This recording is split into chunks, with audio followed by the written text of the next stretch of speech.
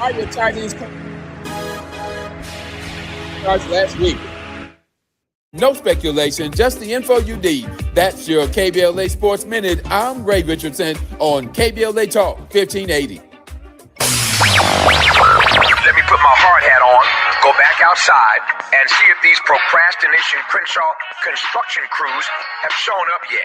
I'm saving space for grace, but if these trucks don't show up soon, well, you already know. Destination Crenshaw, your time is up. With a KBLA Talk 1580 editorial, I'm Tavis Smiley. KBLA Talk 1580 and Bethesda Temple Church invite residents, churches, businesses, and community leaders along the Crenshaw corridor to join a vitally important community conversation Thursday, July 30th, 6:30 p.m. at Bethesda Temple Church, 4909 Crenshaw Boulevard. For years now, this community has been living with unkept promises and the devastating effects of the unfinished Destination Crenshaw construction project, leaving residents, businesses, and churches to deal with myriad problems, including the loss of parking, restricted access, traffic congestion, and a lack of emergency vehicle access when it matters most. For years now, Procrastination Crenshaw has directly contributed to the loss of customer revenue for local Black-owned businesses and, sadly, has forced the closure of some businesses along this 1.3-mile corridor. For years now, churches have been experiencing decreased attendance due to the elimination of parking, and social service programs for vulnerable fellow citizens have been altogether halted. For years now, residents have watched their quality of life erode, and nothing has been done about it. If they think they can get away with treating Black folk like second-class citizens, they better think again. You better think about what you're trying to do to me. This town hall meeting is a reckoning, a public witness, an opportunity for impacted community members to share their experiences for the public record as we prepare to hold those responsible accountable for this enduring nightmare. So please join us Thursday, July 30th, 6:30 p.m. at Bethesda Temple Church, 4909 Crenshaw Boulevard. This town hall meeting is free and open to the public, but registration is required at KBLA1580.com. With a KBLA Talk 1580 editorial, I'm Tavis Smiley, and as always, we welcome your feedback.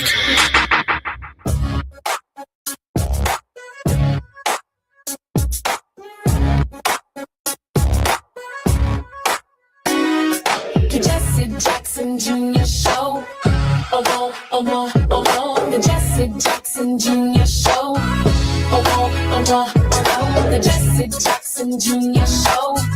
Oh, oh, oh, oh, oh, oh, the Jesse Jackson Jr. Show. Oh, oh, oh, oh, oh, oh. Come on and talk with me. Come on and listen to me. Come on and talk with me. Come on and listen to me. KBLA, Talk 1580, download the app. I'm Jesse Jackson Jr. Welcome forward to the Jesse Jackson Jr. Show on KBLA Talk 1580. There's an old truth in the Black church that the ear is a moral instrument, that what we are willing to hear determines what we're willing to do. For nearly 4 weeks now, a family in Ocean Springs, Mississippi, has been asking a simple question. An 18-year-old boy went out to Horn Island on the 4th of July with a group of friends. He did not come back. 2 days later, a park ranger found his body in the water. His name was Nolan Xavier Wells. And in the middle of this, in the middle of the autopsies and the attorneys and the grand jury, the noise, there is a recording, a call from a boat. And underneath that call, beneath the hold music and the engine and the wind, there are voices.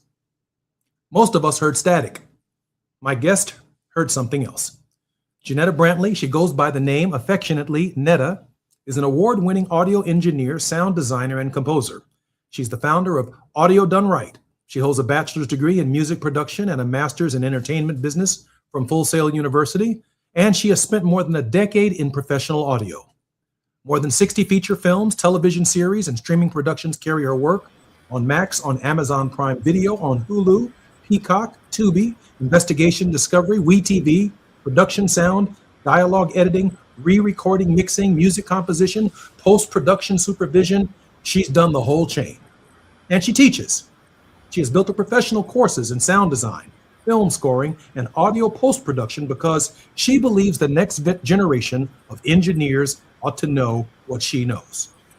Now understand what that means. This is a woman who spends her professional life pulling a human voice out of a wall of noise so that a story can be told. That is the craft. That is what she does every single day. And when this recording became public, she sat down with it. Not for a network, not for a paycheck. She cleaned it and she put it out. And she did something I want you to take notice of right now, because I've been listening and reading all of you all out there in Cyberland. She did not tell you what to think. She did not hand you a transcript and call it a verdict. She said, here it is, clearer. You listen. That is an act of respect for the family, for the truth, and for you. She joins us in this hour from Houston. Netta Brantley, welcome to the Jesse Jackson Jr. Show. Thank you for having me. Netta, share with us a little bit about yourself and about your background. We have about 2 minutes before we come forward, but we're very interested in who you are, the person. We'll deal with the case after the break. Well, the person, I'm somebody that's always been extremely passionate about music. And then when I went to school for music production, it was at Full Sail where they taught me that it's so much more to music than just what's on the surface. And so at that point, I realized how much I was in love with just sound as a whole. And so at my core, I'm literally a sound nerd. Everything about me and my passion is like driven through music and sound. And so that's why I do it. That's literally why it's my career. And that's like where I thrive in the most. And so, yeah. And I'm also someone that seeks equality. And, I'm just me at my core. On the question of equality, though, you find yourself now over here in this justice space. I'm actually kind of amazed at how the crowd is really participating in doing detective work and how they have managed to put their skill set and literally donate it practically pro bono to the Wells family so that we can excavate the truth. You've done that more than most at this hour. Your thoughts about justice work? It was something that I was passionate about at one time in my life. Because if I could be honest, I don't know how honest I can be on this platform, but I would love to just be completely transparent. Please be completely transparent and completely honest. You're welcome to be on the story. I am someone who has gotten in trouble with the law, and because of how I was treated, this was 20 years ago, because of how I was treated within just the system, the justice system, and I felt like my situation and the outcome of that was unfair. It was always in me to, just my passion for equality and justice has always been there. But because of my run-in, it kind of prevented me from wanting to pursue further, law and things like that. And so at my core, that's also embedded in me. And so I felt like when I hear things, especially when they go viral, if I can help in any capacity, in any way, I'm going to dive in and I'm going to help by any means. I'm Jesse Jackson Jr. Netta Brantley is our very special guest on the Jesse Jackson Jr. Show. She has unearthed something amazing that has turned the course of this conversation, certainly in the court of public opinion. I'm Jesse Jackson Jr. More with Netta Brantley when we come forward. It's afternoon drive time with Jesse Jackson Jr. Only on KBLA Talk 1580. It's game day. Are your moderate to severe Crohn's disease or ulcerative colitis symptoms keeping you from the action? Skyrizi, risankizumab Riza, could help you get back to the game. Skyrizi is proven to help people feel significant symptom relief, achieve remission, and visibly improve damage of the intestinal lining. Skyrizi is a prescription injection medicine for adults. Don't use if allergic to Skyrizi. Serious allergic reactions, increased infections, or lower ability to fight them may occur. Before treatment, get checked for infections and tuberculosis. Tell your doctor about any flu-like symptoms or vaccines. Liver problems leading to hospitalization may occur when treated for Crohn's or ulcerative colitis. Control is everything to me. Ask your doctor about Skyrizi, the #1 prescribed biologic in Crohn's and ulcerative colitis combined. Learn more at skyrizi.com or 1-866-SKYRIZI. This November, you'll decide who leads California. So shouldn't you hear directly from the people asking for your vote? Join us for California Voices, a political town hall and ballot forum, Saturday, October 3rd, 2026. Meet candidates running for governor, lieutenant governor, attorney general, and other major statewide and local offices, including mayor of Los Angeles, city attorney, and LA County sheriff. Get clear, nonpartisan breakdowns of the propositions on your November ballot, both sides, no spin. And ask your questions directly, in real conversation, face to face. California Voices is brought to you by KBLA Talk 1580 and the Empowerment Congress, giving you the information you need before you vote. Mark your calendar, Saturday, October 3rd, 2026, California Voices. Follow KBLA 1580 for details and download the KBLA 1580 app. Your vote, your voice. Be there. Carpal tunnel syndrome, heart failure that doesn't improve with common medicines. These are some signs and symptoms associated with ATTR-CM, or the cardiomyopathy of ATTR amyloidosis, a serious heart condition with symptoms that get worse over time. Amvuttra, vutrisiran, is a prescription medicine given by a healthcare provider that treats ATTR-CM in adults to reduce heart-related death, hospital stays, and urgent visits. In a clinical study, Amvuttra was proven to help people live longer and have fewer heart-related hospital stays and urgent visits over 3 years compared to placebo. Amvuttra lowers the amount of vitamin A in your blood, which can affect vision. Other side effects include pain in the arms or legs, pain in the joints, and shortness of breath.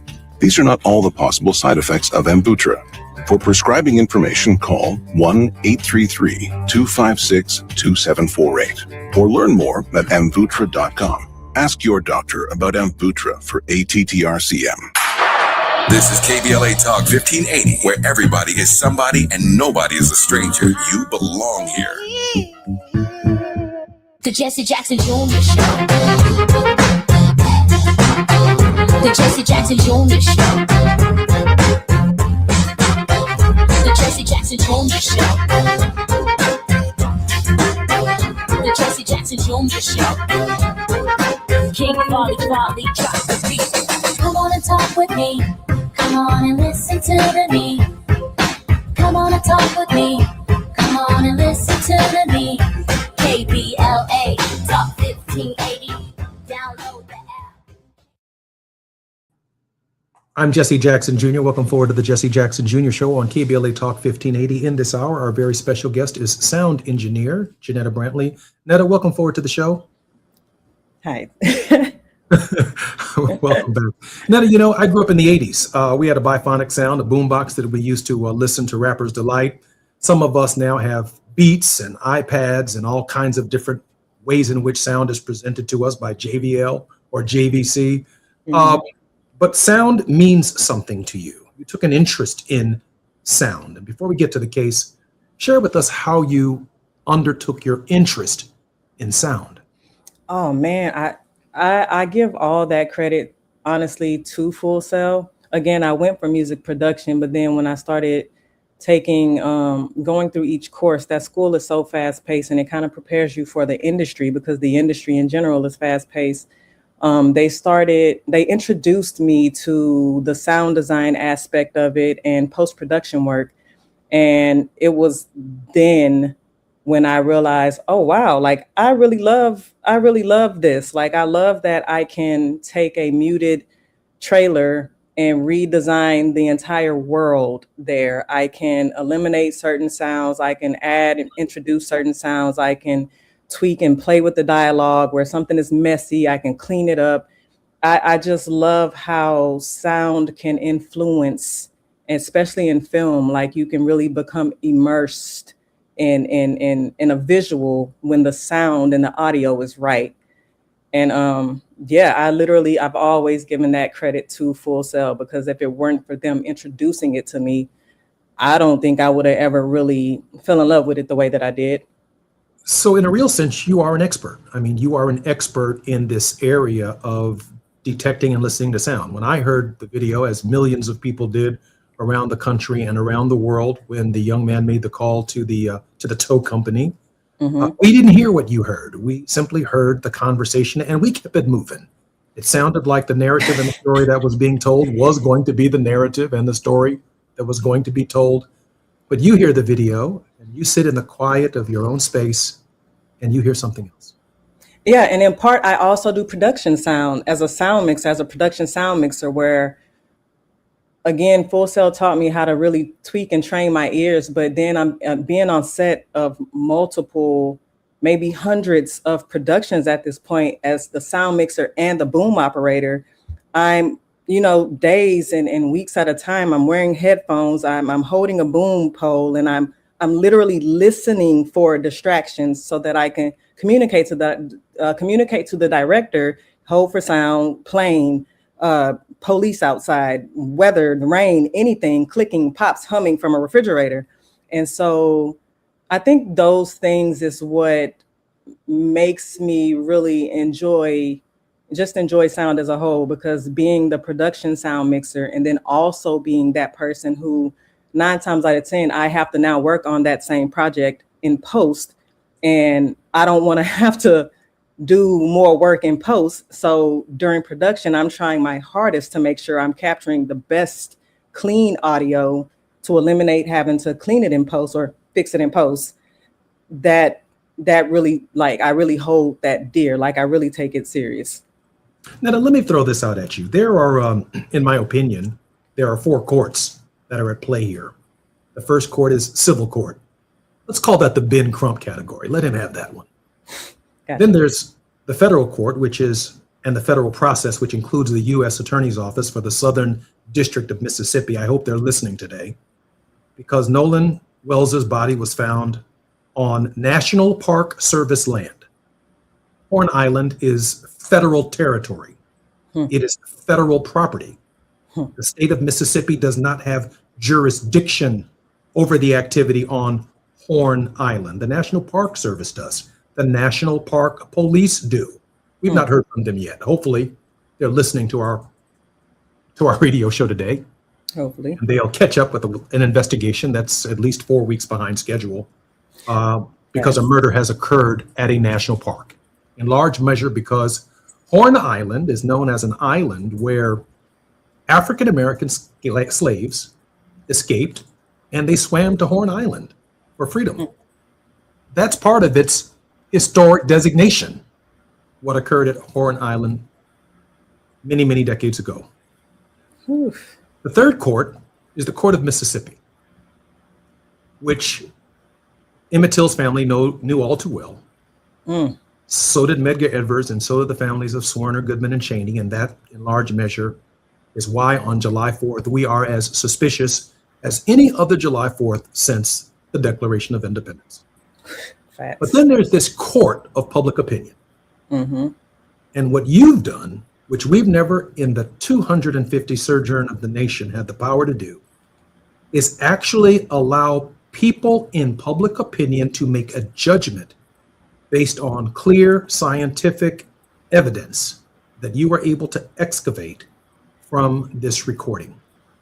This case has tugged at the hearts of every family in this country who has a child, regardless of their race, their sex, their class. Everyone is posting about it. And within the last 48, maybe 72 hours, your discovery has changed all of that. And we start with, first and foremost, how the story itself tugged at you, that you personally wanted to engage and make your contribution. I think in part that just goes with just wanting justice. Again, it has nothing to do with race for me. It always had everything to do with what happened to Nolan. Like, he went out with some friends and everybody else made it home except for him. When I started posting about it, I never, not one time mentioned race. And when I did start posting about it, what was so baffling to me is that because I never mentioned race, it struck me kind of odd that a lot of racism and hate started coming at me as if I mentioned it, as if I blamed his friends, or, as if I did anything of that nature, when I was just stating, something is not right. Something definitely happened here from the minute they returned home to the deactivating their social media accounts, to the judge deactivating her account. Just everything, it just felt completely off. And that alone is what literally drew me to it off top. Nolan could have easily been my cousin. He could have been my nephew. He could have been family. He could have been a neighbor. And so just that alone literally just pulled at me from day one. I think the cause of justice that you've served here does matter, because even in my introduction, I said, and when this recording became public, she sat down with it. Not for a network, not for a paycheck.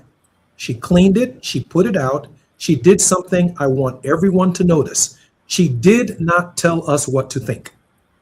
She did not hand us a transcript and call it a verdict. She said, here it is, listen. And now there have been other versions that have come out basically from the same recording. And while they may not completely agree with the interpretation, which many of us have heard from many different angles, there are elements of the recording that are consistent with what you discovered that have compelled them to bring forward their own tapes, really as a form of validation. Right. And it's what really stood out the most to me. When I first listened to the audio, I literally had just woke up Sunday morning and grabbed my phone, saw that it was trending already, that the audio had been released. And so I clicked on it and I played it, just literally like everybody else would. And when I played it as it was released. And I heard those things before I even cleaned it. And as I was listening to it, I started wondering, like, okay, I know I'm not hearing what I think I'm hearing. And if that's the case, and this has been released to the public, why isn't anybody doing anything about this? Why hasn't anybody been called in for questioning? Why hasn't anybody been arrested at this point? And that alone is what drove me to make a post about it, just letting it be known, like, as a professional audio engineer, I know what I heard in this audio and I haven't even touched it myself. And because I haven't touched it, I can't wait to actually touch it so that I can make sure that I'm not tripping. And that's literally how that even came about. I want to play the full audio version that you posted, along with your rationale, your explanation, and the fact that you shared a process and your experience with our listeners. And I want to play it because it validates everything that you've said, and you deserve the credit for that. Why don't we run that tape?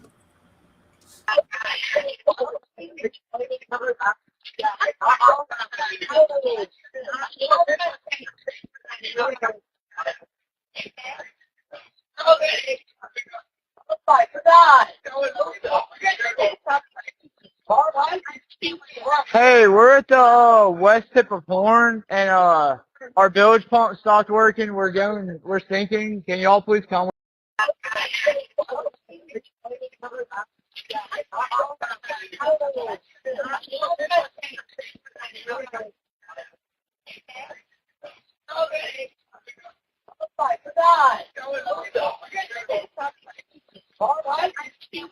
Hey, we're at the west tip of Horn, and our bilge pump stopped working. We're sinking. Can y'all please come? We have a membership.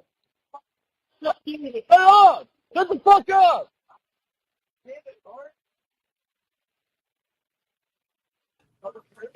I'm Jesse Jackson Jr. Welcome forward to the Hey. Jesse Jackson Jr. Show. We've been listening to some of the live audio that It's was coming first up. introduced. We're just thinking. I don't know. Like we're going down now.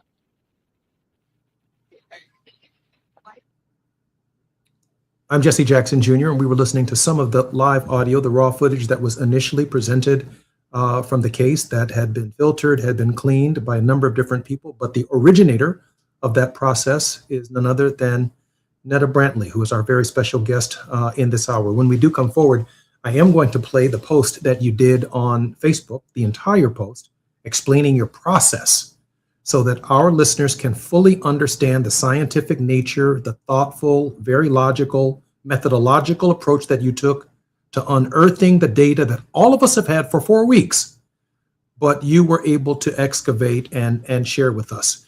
I do want to ask you this question before we come forward. We have about 3 minutes before the break.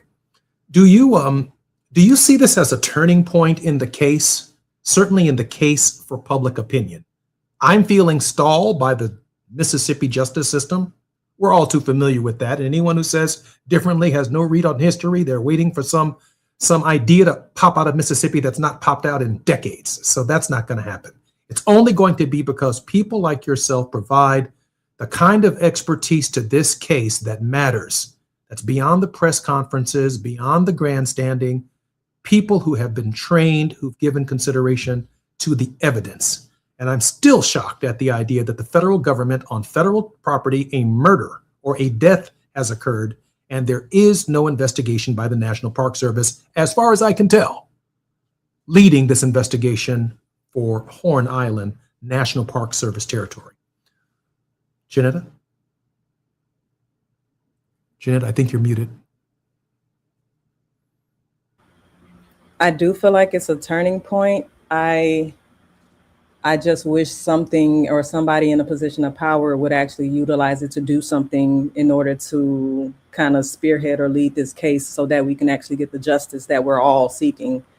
It's been more of a turning point for the court of public opinion rather than Nolan's family. And that's what's so frustrating to me.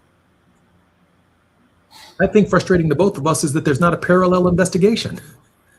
If there is a death on the White House lawns, a death at the Capitol of the United States, if there is a death at any national monument, it is handled by the federal government. It is a parallel investigation. In fact, they're the leaders of the investigation. But in this particular environment, this administration has turned over a murder investigation that should be in federal jurisdiction over to the state of Mississippi that has a very challenging history in solving murders involving African Americans and young white men who go out and seem to have a different take on questions of equality and fairness. I'm Jesse Jackson Jr. We've got a lot to unpack with Sister Netta Brantley when we come forward. More on KBLA Talk 1580. She is the originator. She is the genius behind unpacking the video that has exposed a new truth. I'm Jesse Jackson Jr. More on KBLA Talk 1580 when we come forward.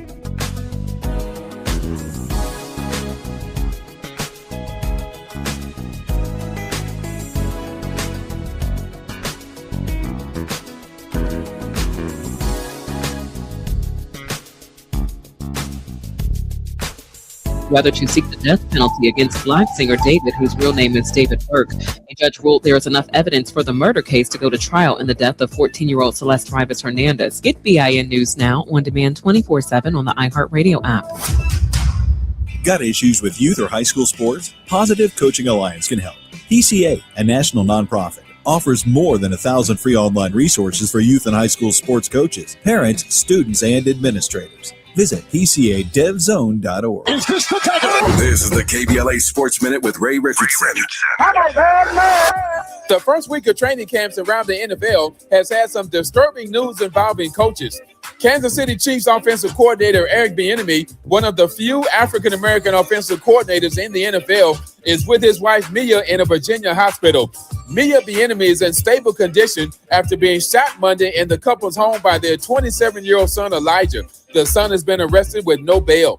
San Francisco 49ers head coach Kyle Shanahan is in the NFL's concussion protocol after he was involved in a car crash. Shanahan has a concussion, a broken nose, and 3 broken ribs. Shanahan hopes to be healthy enough to return to work for the regular season opener against the Rams on September 10th in Australia. And Magic Johnson's Washington Commanders fired tight ends coach Ben Steele Monday after a DWI charge last week. No debates, no speculation, just the info you need. That's your KBLA Sports Minute. I'm Ray Richardson on KBLA Talk 1580.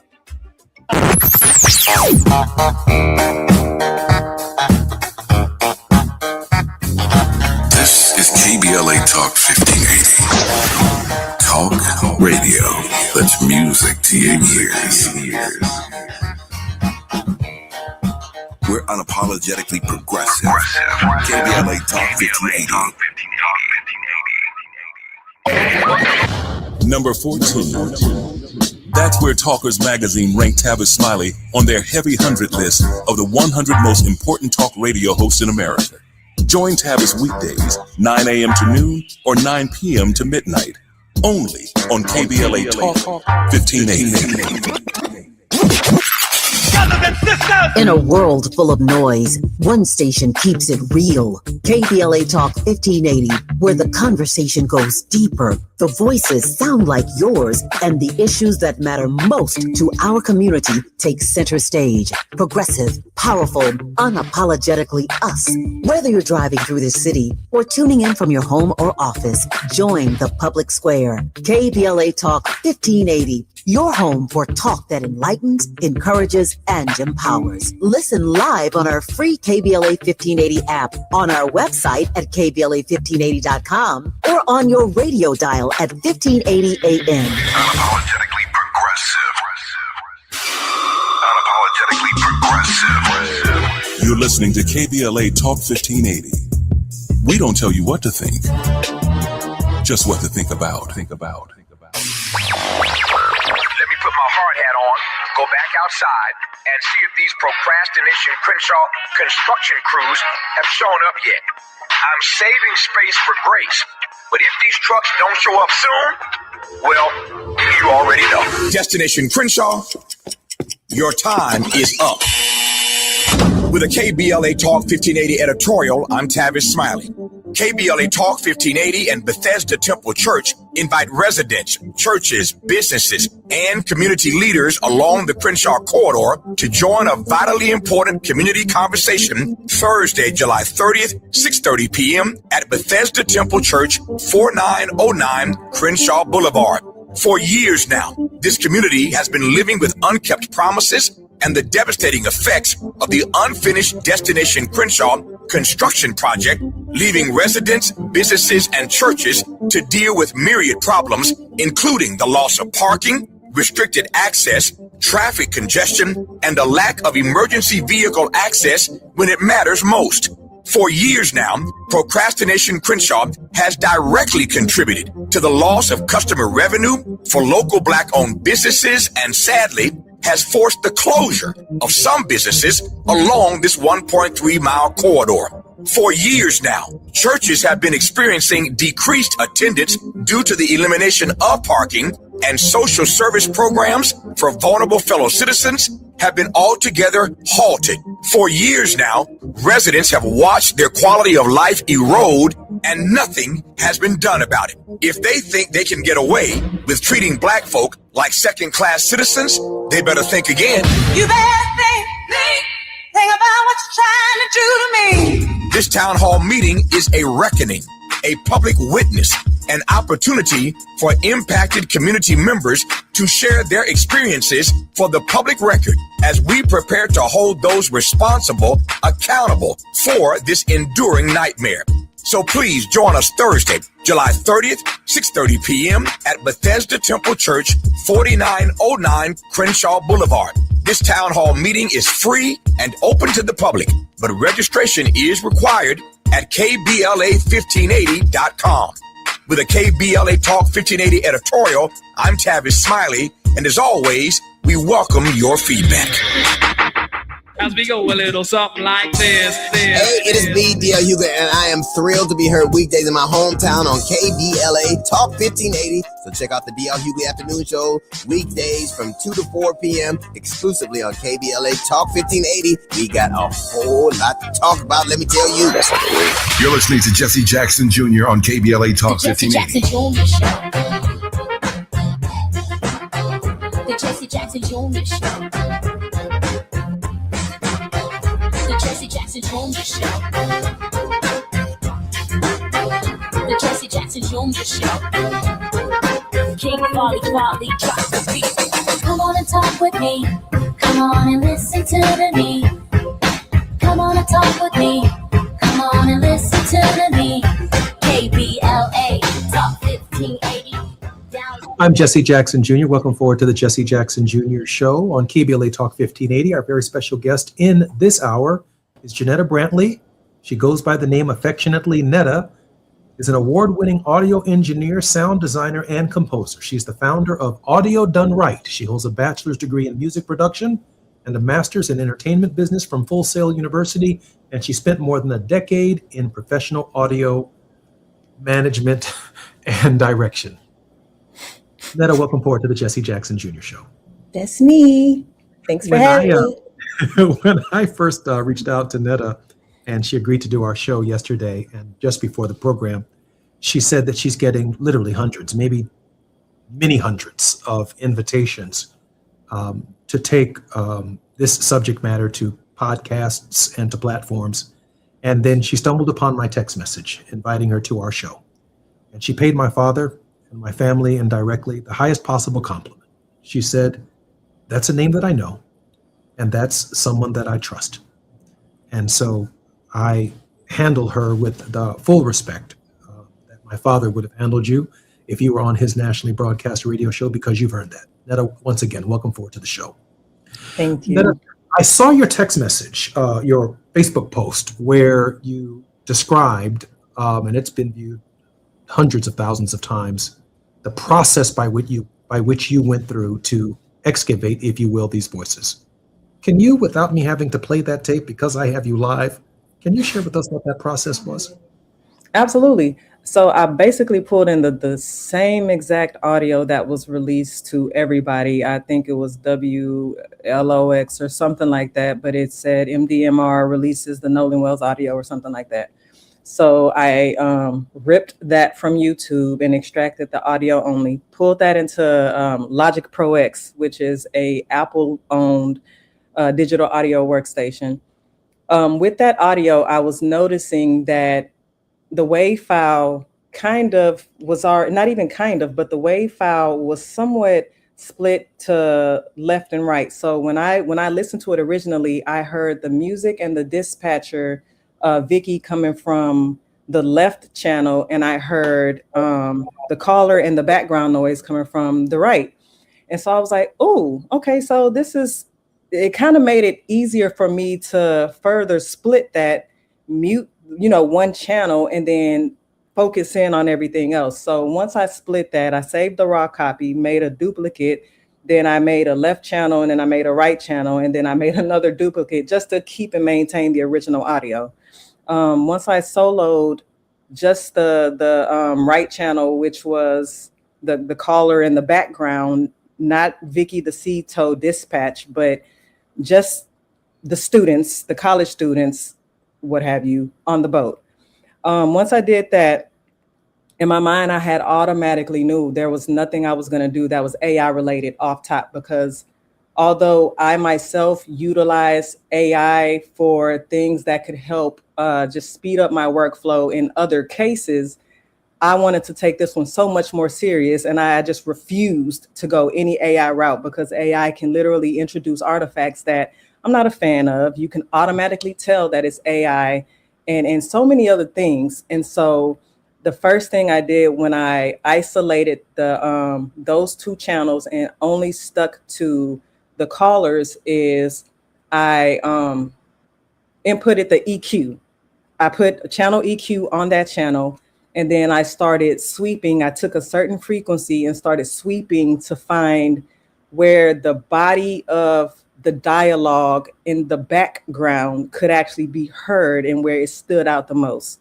Once I was able to identify that frequency of where that background dialogue was coming from, I boosted it a little bit, kind of cued in on the slope, which is basically I kind of focused in, narrowed in on just that while trying to keep everything else where it was.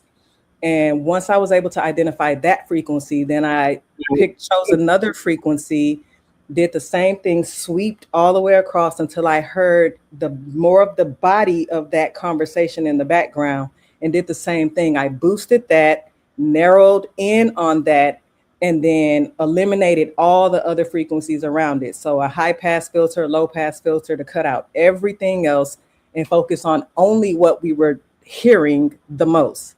From there, I then implemented a gain to boost the gain, but also turning down the gain on the caller's dialogue so that when he came in, he wasn't like super loud or super peaking, so we can still hear he's there, he's talking, but we also hear what's going on in the background. After that, I exported and bounced that audio file out, and then I imported it into Adobe Audition, which is another digital audio workstation, because my years of experience, I know that some digital audio workstations can do some things better than another. And so when I pulled it into Adobe Audition, I was able to basically do some vocal enhancements there, eliminate some more of the noise that we heard that was still kind of present. Like, I don't know what the name is, but it was some type of feedback or just some type of noise. I eliminated that in Audition and then exported it back out, sent it back to Logic, did like a light compression, and that was it.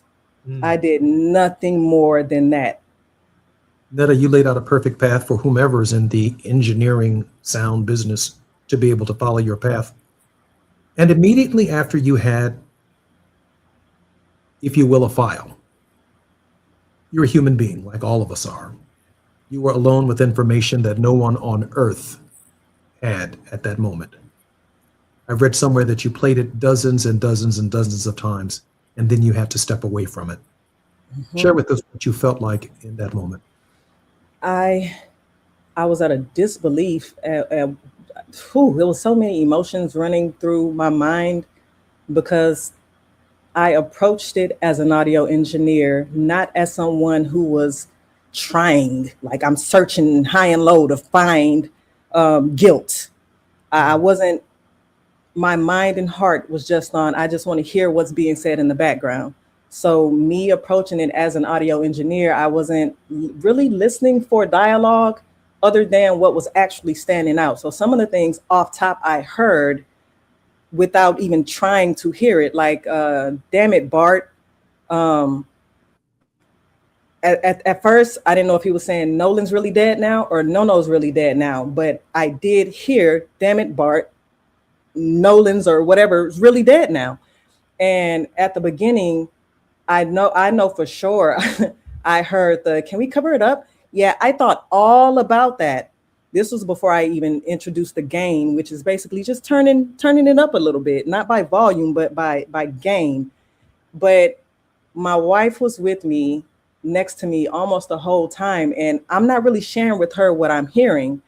And I wanted to do that to not put something in her ear, like, confirmation bias, but I wanted to just use her ears and use her mind. So I took the headphones off and I was like, hey, can you listen to this right quick? And she was like, sure. She put them on. I played not even the first 7 seconds. And she was like, wait a minute, go back. Go back. Did she say you killed him?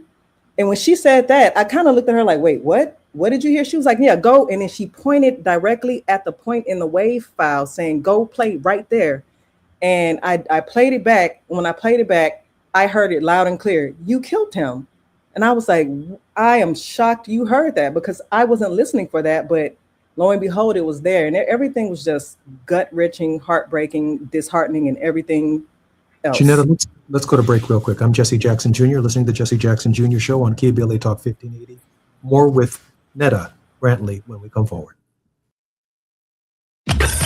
While you're stuck in traffic, we can at least bring you up to speed on the news of the day. You're listening to Jesse Jackson Jr. only on KBLA Talk 1580.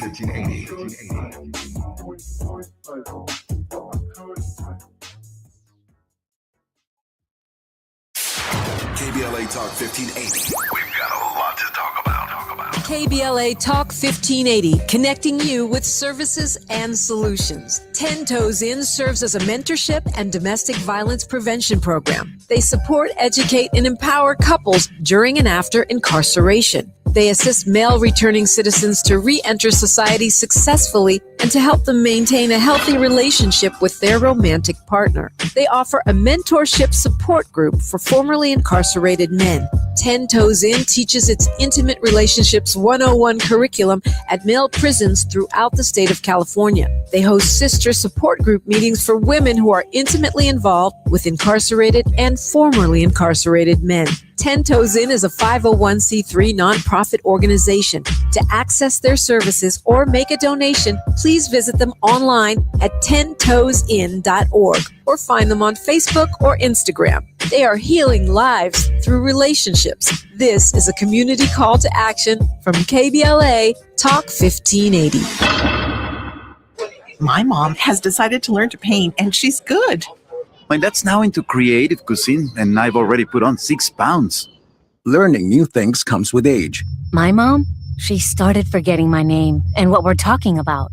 Forgetting well-known things doesn't. Memory loss may be a sign of Alzheimer's disease. Early detection gives you and your loved one time to plan for the future. Learn the warning signs of Alzheimer's at 10signs.org. Brought to you by the Alzheimer's Association and the Ad Council. You know that Big Bargain detergent jug is 80% water, right? It doesn't clean as well. 80% water? I thought I was getting a better deal because it's so big. If you want a better clean, Tide Pods are only 12% water. The rest is pure, concentrated cleaning ingredients. Oh, let me make an announcement. Attention shoppers, if you want a real deal, try Tide Pods. Stop paying for watered-down detergents. Pay for clean. If it's got to be clean, it's got to be Tide Pods. Water content based on the leading bargain liquid detergent. Now back to more of Jesse Jackson Jr. on KBLA Talk 1580. The Jesse Jackson Jr. Show. The Jesse Jackson Jr. Show. The Jesse Jackson Jr. Show. The Jesse Jackson Jr. Show. King Quality drops the beat. Come on and talk with me. Come on and listen to me. Come on and talk with me. Come on and listen to me. KBLA Talk 1580. Download the app. Your show, Janetta Brantley, award-winning audio engineer, sound designer, and composer. Founder of Audio Done Right. She holds a bachelor's degree in music production, a master's in entertainment business from Full Sail University, and she spent more than a decade in professional audio. Netta, welcome forward to the Jesse Jackson Jr. Show. Happy to be here.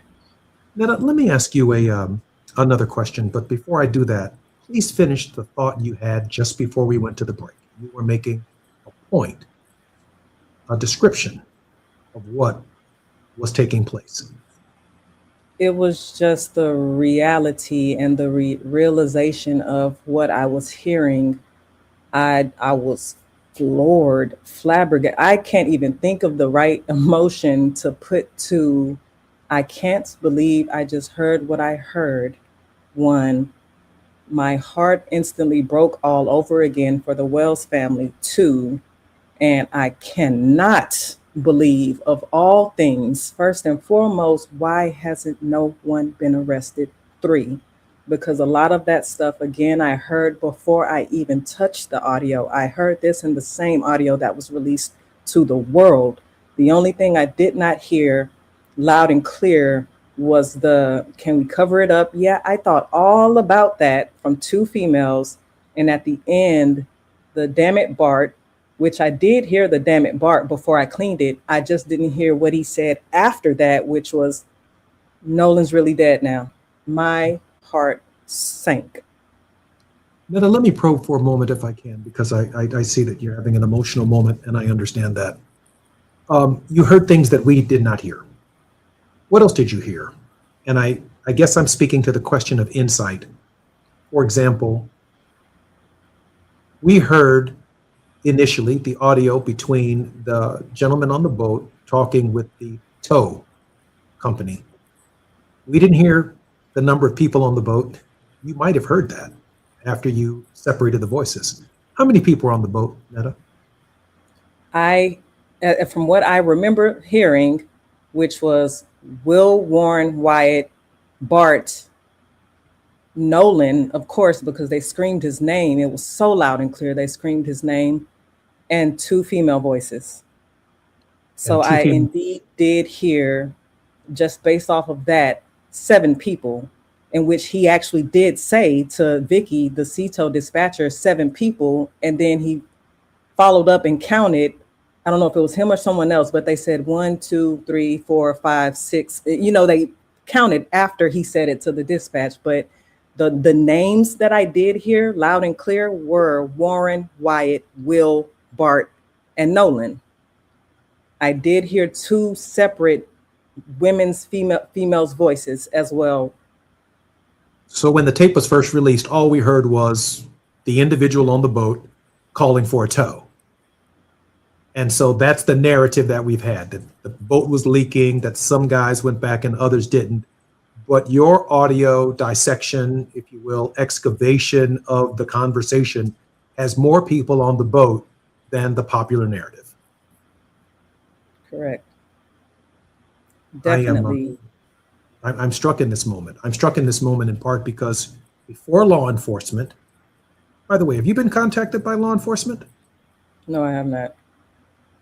Has anyone's counsel reached out to you for an opinion, for a copy of your work and your process for determining that conversation?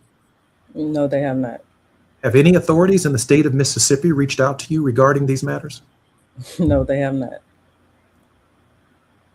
So, how about on the civil side? Have you heard from Ben Crump or Reverend Sharpton or anyone as they make their civil case? Nope.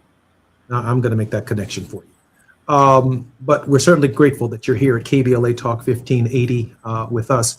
Anything else that you might have heard that we missed, other than you were able to count the number of people and participants on the boat, that Nolan was on the boat? Is there anything else that your ears heard that we did not?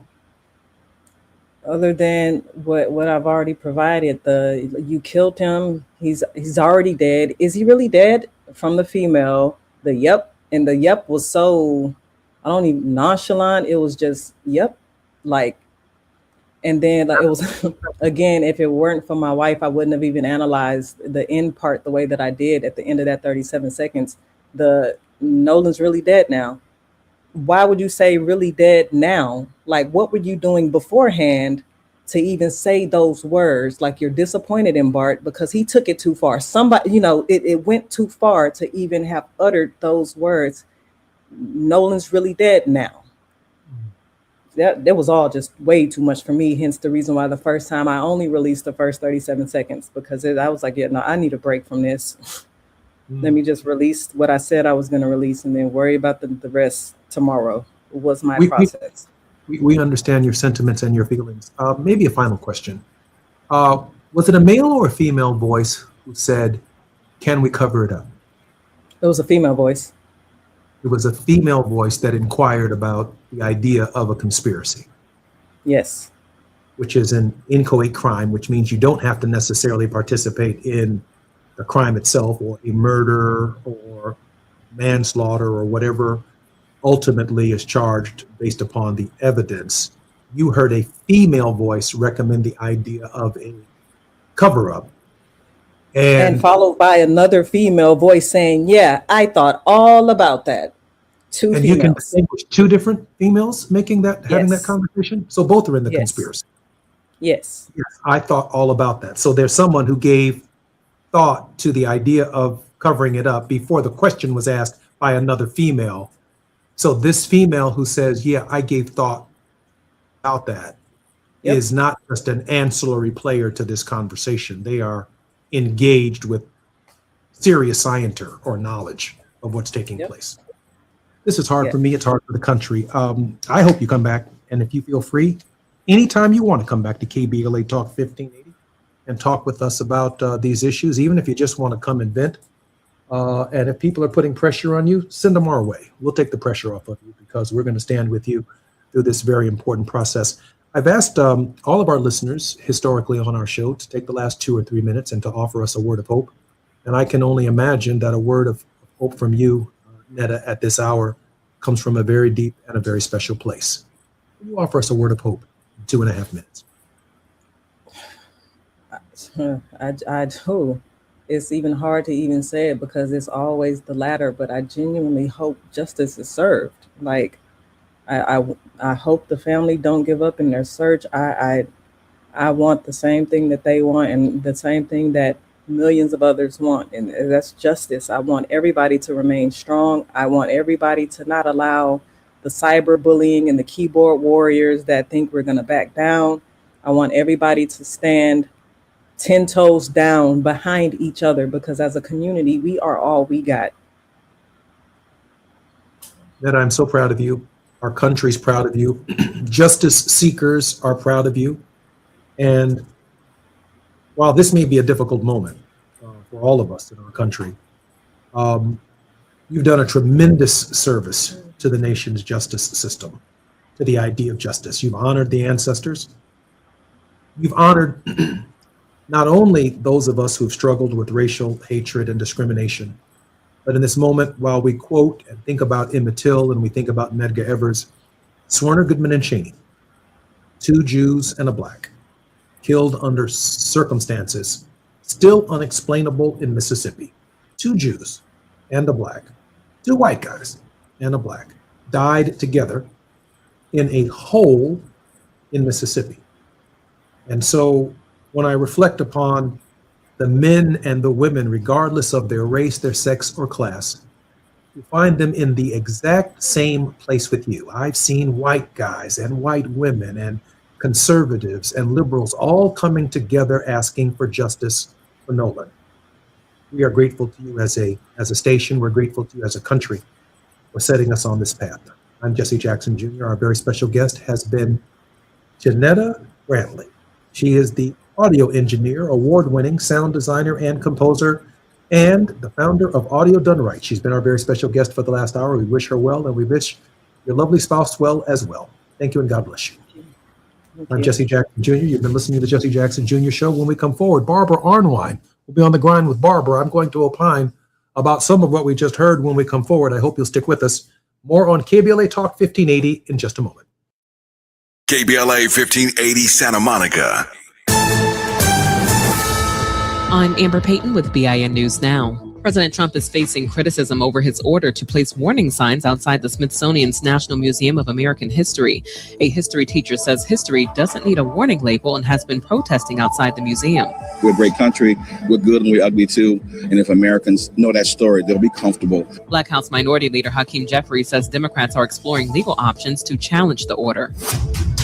Ohio Governor Mike DeWine says the planned deportation of Haitian migrants is a mistake, warning it could hurt the state's economy and put lives at risk. More than 300,000 Haitians are set to lose temporary protected status after a Supreme Court ruling cleared the way for deportations. And prosecutors are expected to decide this week whether to seek the death penalty against Black singer David, whose real name is David Burke. A judge ruled there is enough evidence for the murder case to go to trial in the death of 14-year-old Celeste Rivas Hernandez. Get BIN News Now on demand 24/7 on the iHeartRadio app. Got issues with youth or high school sports? Positive Coaching Alliance can help. PCA, a national nonprofit, offers more than 1,000 free online resources for youth and high school sports coaches, parents, students, and administrators. Visit PCADevZone.org. This is the KBLA Sports Minute with Ray Richardson. The first week of training camps around the NFL has had some disturbing news involving coaches. Kansas City Chiefs offensive coordinator Eric Bieniemy, one of the few African-American offensive coordinators in the NFL, is with his wife Mia in a Virginia hospital. Mia Bieniemy is in stable condition after being shot Monday in the couple's home by their 27-year-old son Elijah. The son has been arrested with no bail. San Francisco 49ers head coach Kyle Shanahan is in the NFL's concussion protocol after he was involved in a car crash. Shanahan has a concussion, a broken nose, and 3 broken ribs.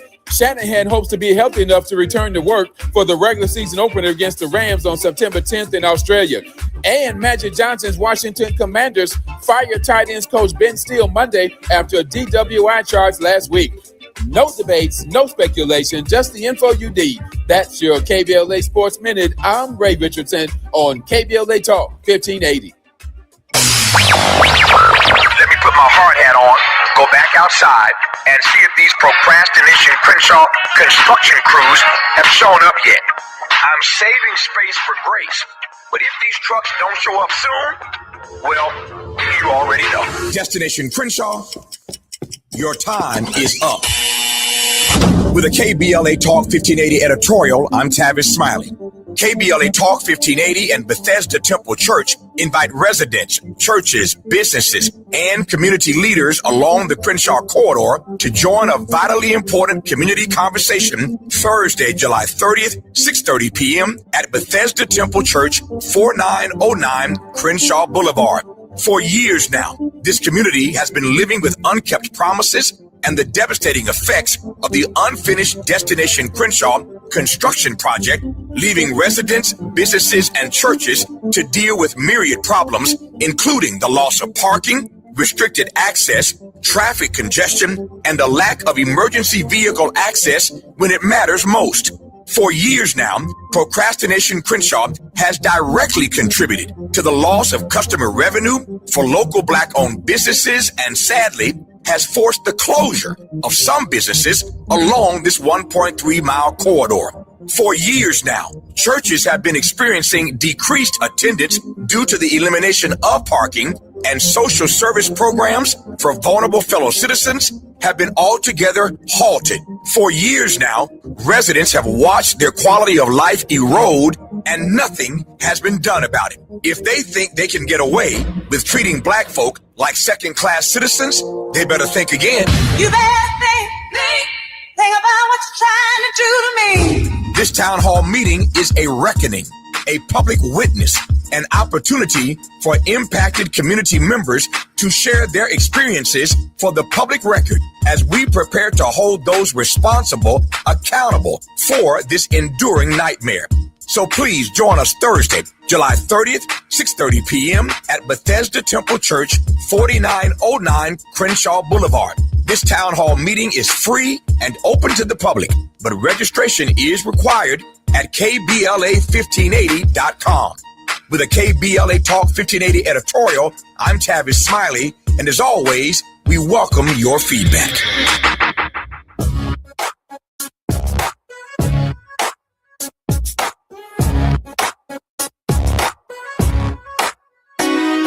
The Jesse Jackson Jr. Show. Oh, oh, oh, oh, oh. The Jesse Jackson Jr. Show. Oh, oh, oh, oh, oh. The Jesse Jackson Jr. Show. Oh, oh, oh, oh, oh. The Jesse Jackson Jr. Show. Oh, oh, oh, oh, oh. Come on and talk with me. Come on and listen to me. Come on and talk with me. Come on and listen to me. KBLA Talk 1580. Download the app. I'm Jesse Jackson Jr. Welcome forward to the Jesse Jackson Jr. Show. Justice delayed is justice denied.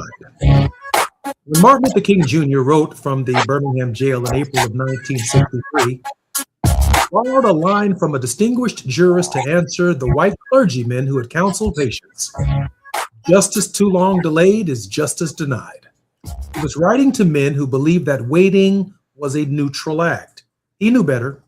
He understood that delay is not the absence of a verdict. Delay is a verdict.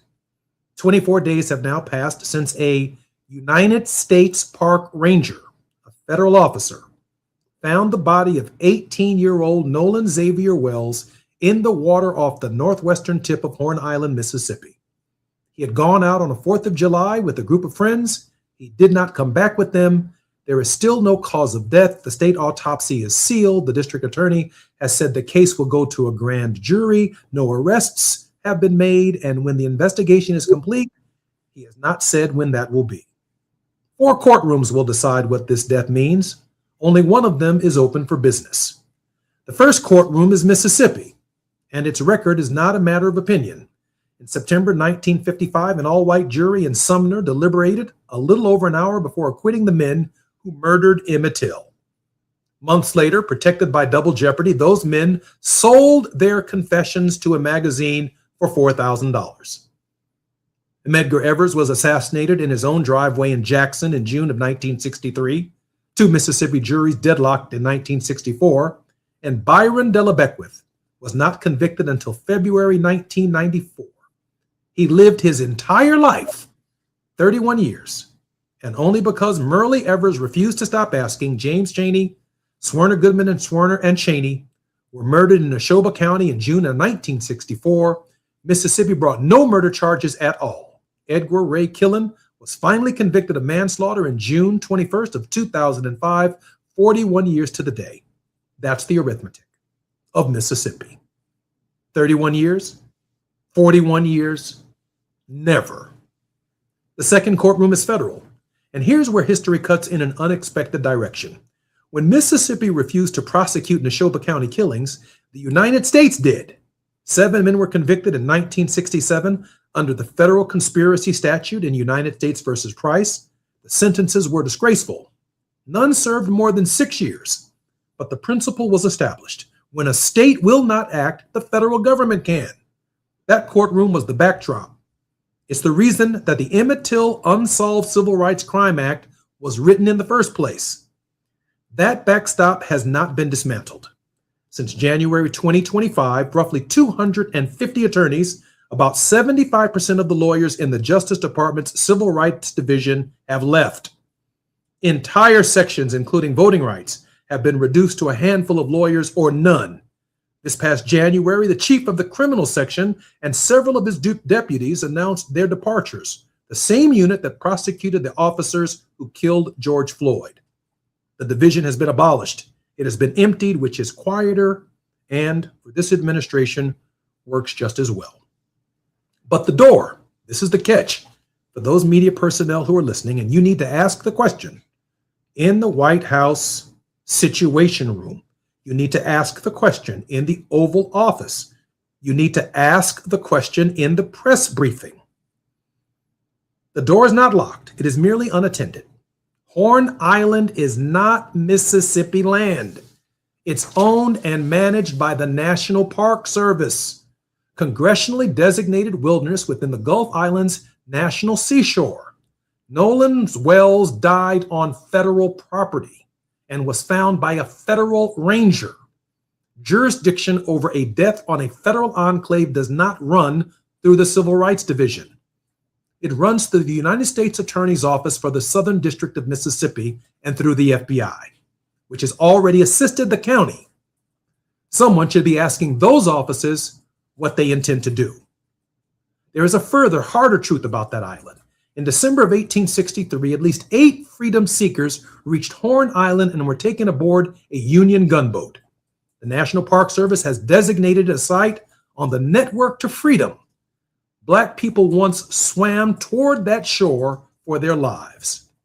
A Black teenager on the 250th anniversary of the nation did not come home from it. The third courtroom is civil, and this is the one that's most often overlooked. Criminal prosecutions require proof beyond a reasonable doubt and a prosecutor willing to seek it. A wrongful death action requires neither. It carries a subpoena. Sworn depositions, compelled discovery under a preponderance standard. Every young man on that boat can be placed under oath separately with a courtroom reporter. And according to our previous guest, the two young ladies, that's how families of Trayvon Martin and George Floyd obtained records no prosecutor produced. Ben Crump knows this. It's in his home field. And last but not least, the fourth one, which we have to keep adding pressure to, the court of public opinion. It has been the Black community's most reliable venue for 70 years. That's why KBLA is so important. Mamie Till Mobley did not win in Sumner. She won in Jet Magazine by opening her son's casket and refusing to let the country look away. That courtroom is now open to any citizen with a laptop. A Houston audio engineer named Janetta Brantley took the released Cito recording, stripped away the hold music and the engine noise, and made the background voices audible. She's published the file and declined to tell anyone what it says. That restraint is the whole point. Public opinion has no rules of evidence, which is its power and its danger. The same tools that clarify recording can also manufacture one. Netta Brantley is not the witness. The recording is the witness. She is the one who made it speak. And the family in Ocean Springs is still waiting on the officials that we pay to do this job to listen. I'm Jesse Jackson Jr., listening to the Jesse Jackson Jr. Show on KBLA Talk 1580. More with Barbara Arnwine right here on Tenacious Tuesday when we come forward. It's afternoon drive time with Jesse Jackson Jr. Only on KBLA Talk 1580. It's game day. Are your moderate to severe Crohn's disease or ulcerative colitis symptoms keeping you from the action? Skyrizi, risankizumab Riza, could help you get back to the game. Skyrizi is proven to help people feel significant symptom relief, achieve remission, and visibly improve damage of the intestinal lining. Skyrizi is a prescription injection medicine for adults. Don't use if allergic to Skyrizi. Serious allergic reactions, increased infections, or lower ability to fight them may occur. Before treatment, get checked for infections and tuberculosis.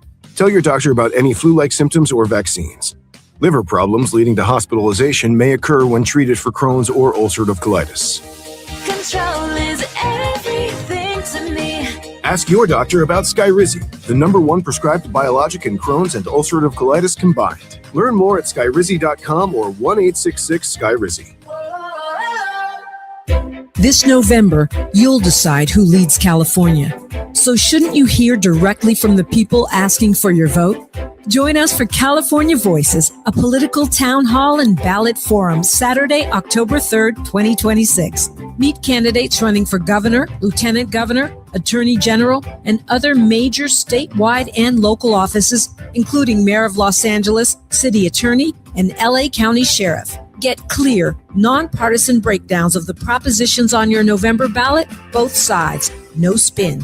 And ask your questions directly, in real conversation, face to face. California Voices is brought to you by KBLA Talk 1580 and the Empowerment Congress, giving you the information you need before you vote. Mark your calendar, Saturday, October 3rd, 2026, California Voices. Follow KBLA 1580 for details and download the KBLA 1580 app. Your vote, your voice. Be there.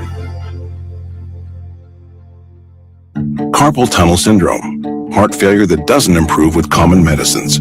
These are some signs and symptoms associated with ATTR-CM, or the cardiomyopathy of ATTR amyloidosis, a serious heart condition with symptoms that get worse over time. Amvuttra, vutrisiran, is a prescription medicine given by a healthcare provider that treats ATTR-CM in adults to reduce heart-related death, hospital stays, and urgent visits. In a clinical study, Amvuttra was proven to help people live longer and have fewer heart-related hospital stays and urgent visits over 3 years compared to placebo. Amvuttra lowers the amount of vitamin A in your blood, which can affect vision. Other side effects include pain in the arms or legs, pain in the joints, and shortness of breath. These are not all the possible side effects of Amvuttra. For prescribing information, call 1-833-256-2748 or learn more at amvuttra.com. Ask your doctor about Amvuttra for ATTR-CM. Now back to more of Jesse Jackson Jr. on KBLA Talk 1580. The Jesse Jackson Jr. Show. The Jesse Jackson Jr. Show. Jackson Jr. Show. The Jesse Jackson Jr. Show. King Folly drops the beat. Come on and talk with me. Come on and listen to me. Come on and talk with me. Come on and listen to me. KBLA Talk 1580. Download the app. I'm Jesse Jackson Jr. Welcome forward to the Jesse Jackson Jr. Show on KBLA Talk 1580. It's Tenacious Tuesdays for those of you who are joining us. And our regular contributor is none other than attorney Barbara Arnwine. We called it On the Grind with Barbara Arnwine. She's the president and founder of the Transformative Justice Coalition and is internationally renowned for contributions on critical justice issues, including the passage of the landmark Civil Rights Act of 1991 and the 2006 reauthorization of provisions of the Voting Rights Act. Currently, she serves as co-chair and facilitator of the National Commission on Voter Justice, the Millennial Votes Matters convenings, and the Voting Rights Alliance. She is the head of, or was the head of, the Lawyers Committee for Civil Rights Under Law from February 1989 until June of 2015, and holds the honorific title of President Emeritus, born in Southern California. California love. Barbara Arnwine, graduate of Scripps College and Duke University Law School. Barbara, welcome forward to the show. It's great to be on the show. How are you today? Barbara, thank you for having me on your show earlier today. I really appreciate it. Awesome. I had a wonderful, wonderful time. Barbara, let me ask you this question. Yes. And I need you to put your lawyer hat on. We had a wonderful guest in Janetta Brantley, who uncovered and excavated the conversation that took place between the tow company and one of the alleged defendants, potential defendants in this case. Her contribution is an amazing contribution to where we are in this process. Wouldn't you agree, Barbara? Well, tell me about what she found. Well, she found the conversation behind the right. The conversation Nolan, is he dead? Is he deceased? Can we cover it up? She found this conversation. She is the person, this. And she did find this work. Wow. She's one of those silent voices that has one of the millions of pairs of eyes that are on this process, watching every single detail. Quite an amazing contribution to this dialogue, right? I think it's quite a contribution. And think about it. I mean, it makes me go back to George Floyd. Remember that young sister who took the video? And without that video, there would have been no real evidence that they killed him, that they, crushed his neck, by putting that knee on the neck. And remember, she took it, even though she was not a journalist, even though she didn't know George Floyd, she just saw something horrendous and took the time to be a recorder, a witness. And her witness changed history. And I just, it sounds like, here we go again. A Black woman taking her initiative, saying, I can do this. I can get to the bottom of what this tape actually says. And doing that, just taking her creativity and putting herself in jeopardy. Because the sister who did the George Floyd, she didn't get laurels for it. She got questioned. She got, treated badly. Even when I saw Ben Crump yesterday, he was really still reeling from all of this evil, accusations and threats that he's under. Folks, it takes an act of courage to step forward, to be creative, to actually do hard work, and to put your name out there with it. I just, want to thank her. I want to let her know that she's not alone. Because there will be moments when she will feel like that, and let her know that we're here for her. Amen. And we got her all the way through this, right? Mm-hmm. Barbara, there's a couple of quick questions that I have for you that came out of that interview, and then I know we'll move on to other subjects. She heard something that none of us heard a month ago when the video was released. I mean, she could hear a different conversation. I asked her specifically on the program, what else could you hear that we couldn't hear. And she said, there are 7 people on that boat. She's able to determine the voices, including 2 female, and the other 5 individuals who were on the boat. And that says a whole lot about the science. It says a lot about what it is that she can see that we cannot see. Yes. Because she's a sound engineer. I mean, when the video first came out, I heard the phone call about the tow company. I even went for the narrative that the boat's sinking. Of course, ultimately, they did not need a tow. Ultimately, it may not even been the boat that they were on. But what is crystal clear is that what she was able to discern while the call was on hold, the tow company was still recording. Yes. And so when the young man began speaking, there was a conversation that was taking place that was inaudible. And using her scientific techniques and processes, she was able to bring forward a conversation that, but for her, we might not have an evidence at all, certainly in the public court of opinion. You know, it happens repeatedly. That's why I want everyone listening and watching today to know that you should use your phones. You should use your witness, your eyes, to record something that you see that you have questions about. And if you just recorded something and all of a sudden something develops around that incident, look at your phones. Go through, see what you have, because there's more to this story. And there's more evidence out there that we don't have because people have not brought it forth. They're scared. You know, when you and I were listening to on my show, you heard what Jaribu said about Ocean Springs. MAGA territory. Threats. Black bodies. Black folks killed throughout the years and unaccounted for. Folks, we got to understand what's going on here. But there's more. Folks, please, please, always be a witness. Always be on the front line. Always fight for justice. This is unfair that his family has to suffer like this, has to be threatened, have to be called, you know, all kinds of race baiters, have to be, you know, just criticized when they, you know, brought up a loving child and did everything they could for him.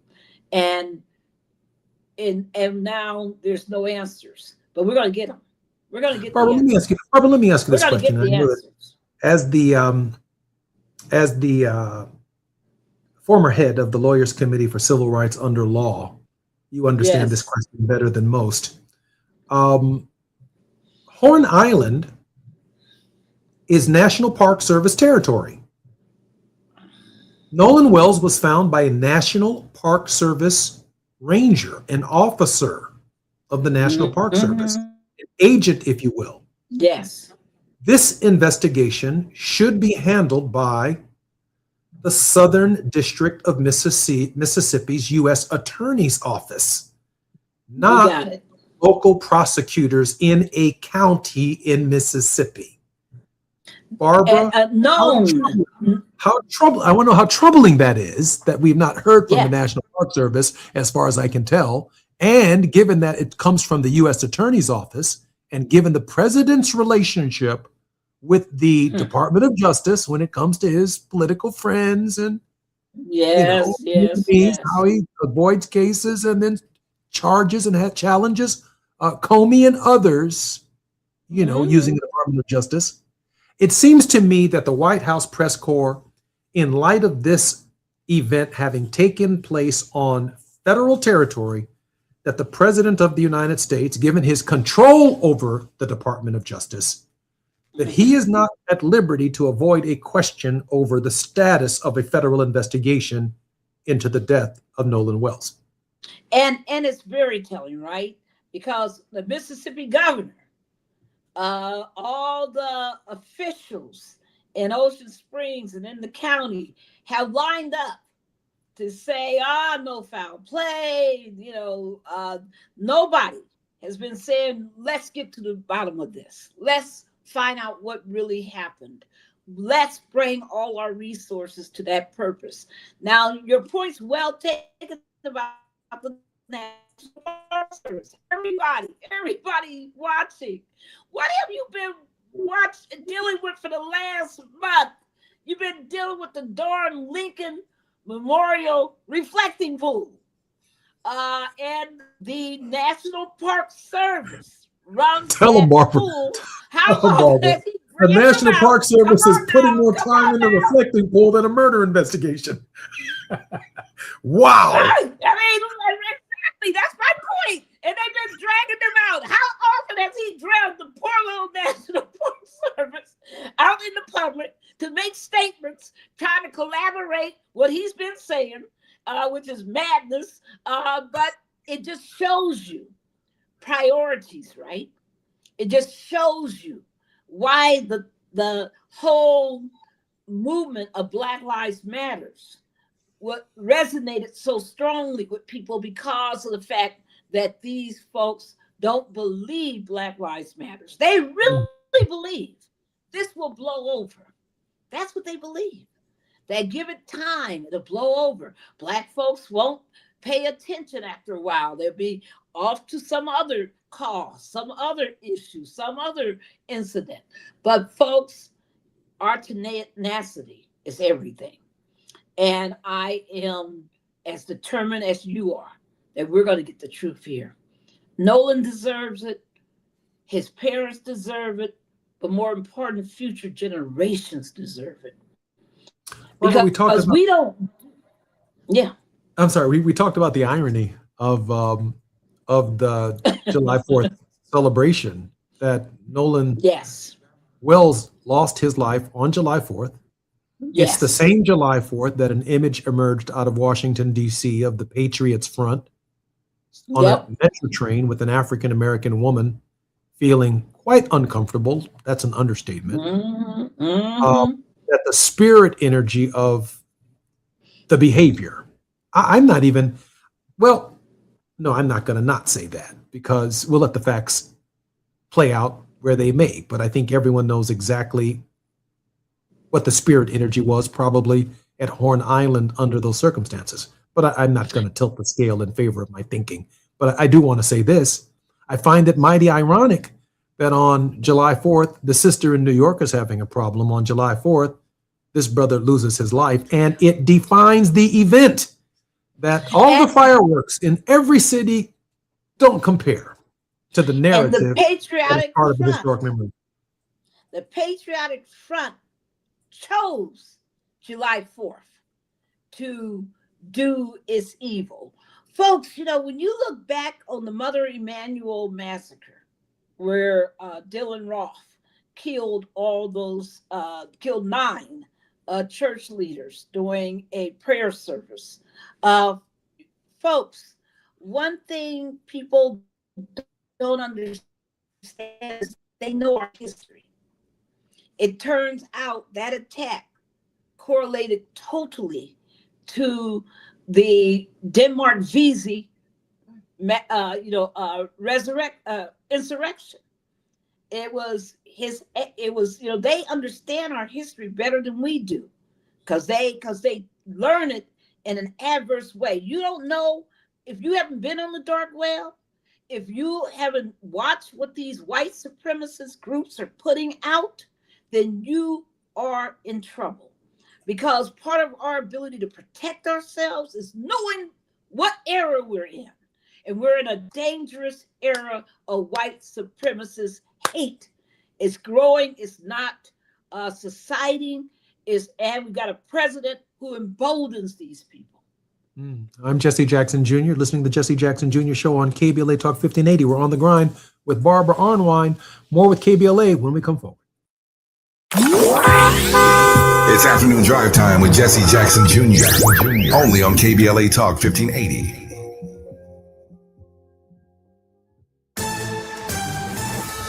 I'm Amber Payton with BIN News Now. President Trump paid tribute to Senator Lindsey Graham at his funeral service in Washington National Cathedral. The true American original who left us much too soon. Trump called Graham a beloved friend and a giant of the Senate, reflecting on how their once contentious relationship grew into a close friendship. Tuskegee University's new dress code is sparking debate online.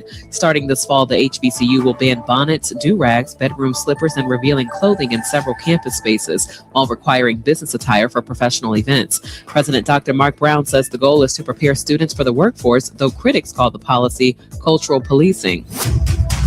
And the International Black Theater Festival is back on in Winston-Salem for its 37th year. The celebration runs through Saturday with Felicia Rashad honored Monday night. Get BIN News Now on demand 24/7 on the iHeartRadio app.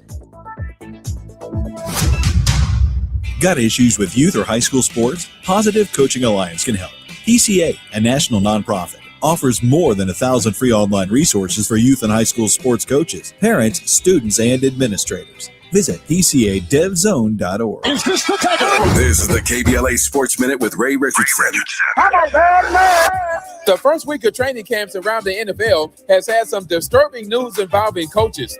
Kansas City Chiefs offensive coordinator Eric Bieniemy, one of the few African-American offensive coordinators in the NFL, is with his wife Mia in a Virginia hospital.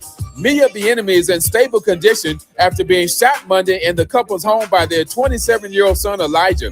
The son has been arrested with no bail. San Francisco 49ers head coach Kyle Shanahan is in the NFL's concussion protocol after he was involved in a car crash. Shanahan has a concussion, a broken nose, and 3 broken ribs. Shanahan hopes to be healthy enough to return to work for the regular season opener against the Rams on September 10th in Australia. And Magic Johnson's Washington Commanders fired tight ends coach Ben Steele Monday after a DWI charge last week. No debates, no speculation, just the info you need. That's your KBLA Sports Minute. I'm Ray Richardson on KBLA Talk 1580.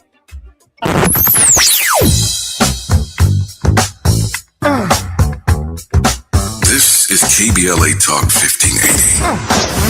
Talk radio. That's music to your ears. We're unapologetically progressive. KBLA Talk 1580. We've got a lot to talk about. I'm Reverend Gerald, the life coach. Is someone you love struggling with addiction and mental illness? Is improving your family's health important? Want to leave a legacy that your family can grow? Are you ready to enhance your perception of life experiences? Then wake up weekends at 7 a.m. with Urban Family Focus and get the wisdom, opportunity, resources, and motivation to live your best life. Join the conversation on Urban Family Focus Saturday and Sunday at 7 a.m. Unapologetically progressive. KBLA Talk 1580. We've got your black. Don't be anxious or confused about AI. Take control of your career when you get the skills to tackle real business problems and design specialized solutions. HR Dive reported that entry-level talent with applied AI credentials can receive up to a 25% salary boost. But where do you find training that you can trust? Future-proof your career and deliver more value with Humans Lead the Way AI. Their hybrid learning courses use practical definitions, real-world examples, and strategic insights to help you and your team understand AI with confidence. No magic, no hacks, no shortcuts. Just practical knowledge that helps you use AI more successfully. Don't wait. AI can never replace people who know how to use it well. Register for courses today at humansleadtheway.com. That's humansleadtheway.com. You have something to say, and we want to hear it. KBLA Talk 1580 is engagement radio, not outrage radio. A place where your hopes, your frustrations, and your ideas are welcome 24 hours a day, 7 days a week. Real talk, real people, real Los Angeles. KBLA Talk 1580, the station that sounds like the city looks. Tune in on your AM radio dial at 1580. Download our free KBLA 1580 app or listen live on our website at KBLA1580.com. Unapologetically progressive. You're listening to Jesse Jackson Jr. on KBLA Talk 1580. The Jesse Jackson Jr. Show. The The Jesse Jackson Jr. Show. The Jesse Jackson Jr. Show. The Jesse Jackson Jr. Show. Quality, drop the beat. Come on and talk with me. Come on and listen to me. Come on and talk with me. Come on and listen to me. KBLA Talk 1580. I'm Jesse Jackson Jr. Welcome forward to the Jesse Jackson Jr. Show on KBLA Talk 1580. Destination Crenshaw is behind schedule, years behind schedule. Residents, businesses, churches, artists, and other stakeholders have questions, and they deserve real answers, not just promises. Empty promises poured concrete. If they did, this project would have been open years ago. This week, join us at a community town hall to talk about the delays, the timeline, and what happens next for the Crenshaw corridor. This public hearing is your chance to get on the record and speak directly to the people making these indecisions at City Hall. Join us this Thursday, July 30th at 6:30 p.m. at Bethesda Temple Church, 4909 Crenshaw Boulevard.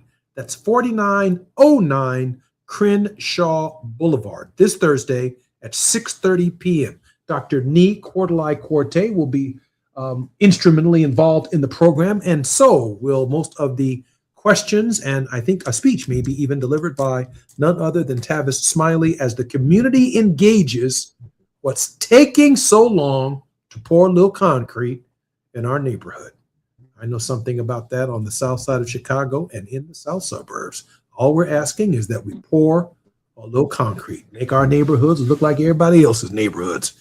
Our very special guest is none other than Barbara Arnwine on KBLA Talk 1580. She is the president of the Transformative Justice Coalition.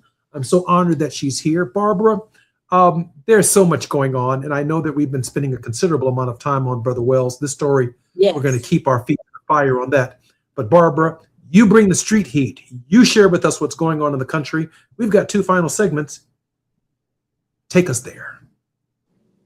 Well, there's a couple things, folks. What do you think the president's approval rating is? 72. We think it's -2. Is it -2? That's about what it should be, but he is down. His disapproval rating, people, is 60%. Wow. 60. Wow. 60. New poll. Has there ever been a president at 60%, Barbara? Disapproval? Nope. Can't think of one. 60%. The only people supporting him is just little 35% supporters. And 4% said they ain't even sure. And I'm like, poor people. Because they have no idea what's going on. The bottom line is that you have one of the most unpopular presidents out here spending billions of dollars a day to bomb Iran, threatening to bomb other countries, running around here celebrating how they have cut people off of SNAP, cut people off of Medicaid, Medicare, cut people off of their other health related insurances. People, how are we letting him run our country when he is this unpopular, doing things that are this detrimental to our people? He even has a revolt. Get ready, everybody. Get ready. There's a revolt in the Senate. Who controls the Senate? Who controls the Senate? He did last week. All right. There's a GOP revolt in the Senate. GOP, his party, is revolting against him in the Senate because he went on a rant of his rages this morning and said that and you guys appreciate this, said the Senate should not go on their August recess until they pass his SAVE Act. They should stay there and go nowhere. Now, folks, I done learned one thing from being in D.C. That you can change a whole lot of things, but don't tell Congress that they can't have their August recess. I mean,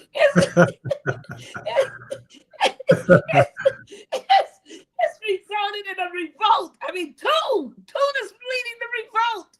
Talk about what's wrong with him. What does he think? Where did he get this idea that he, quote, oversold the nation on the idea that they can pass the SAVE Act when they can't? And that he has, he's mad. So are, quote, other senior senators. So they're in revolt right now in the GOP against Trump in the Senate. Barbara, share with our listeners. Barbara, share with our listeners the SAVE Act, what it does, because we have a lot of new listeners today. What it does and how detrimental it is to democracy. Folks, it's evil. It's wicked. What it attempts to do is to change the laws for how you register to vote. It says that you could only register if you present your governmental, your passport or your birth certificate. Number one. Number two. And the problem, folks, is that Black folks, we've gone over this before. How many Black folks what percentage of Black people have a passport? Try 34%.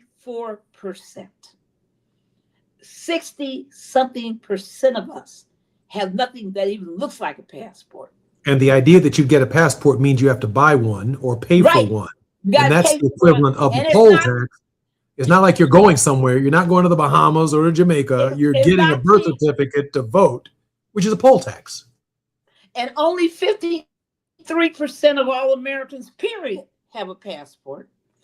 In the South, 60% of all Southerners do not have a passport. This law could block millions of people, birth certificates. I want some, okay, everybody, we're talking right now. How many of you can go and just put your hands straight on a birth certificate? How many of your people, your family, your friends can put their hands on their birth certificates right now if they had to do it in the next 10 minutes? How many? The reality is that to get your birth certificate, you have to appeal, you have to, file papers, and you got to pay. You got to have the internet connection, know how to go online, make the request, and pay the fee. It can be $41. It can be $141. So it's meant to deny millions of people the ability to register. Now, remember, our biggest problem isn't that people are out here trying to register willy-nilly. They don't, our fight is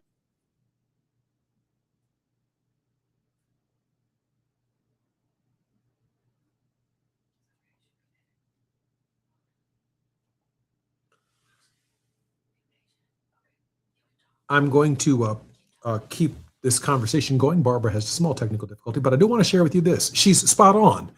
The SAVE Act is a poll tax. It is a form of discouraging people from voting even before the election occurs. And even if they are unable to get a passport, the idea that there is even a conversation that a passport may be a requirement to register and vote, it's already discouraging people from participating in the process.